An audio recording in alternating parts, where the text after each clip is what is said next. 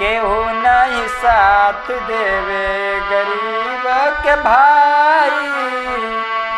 कल पढ़ाए तू ये बासनाते, केहू न साथ देवे तोरा गरीबी पे।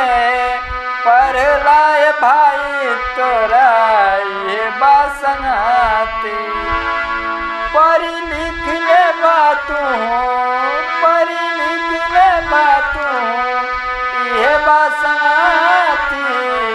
केहू तोरा साथ नहीं दे भाई, पढ़ लिख ले बात ये बासनाती।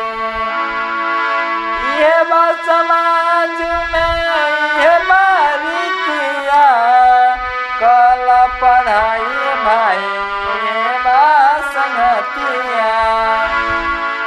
ये बरीत भाई ये बात समाज में, करला पढ़ाई भाई अभी बात मौका हो। नहीं पढ़वत भाई, नहीं पढ़वत भाई, आगे पछतैबा। कल पढ़ाई भाई हे बासनाती।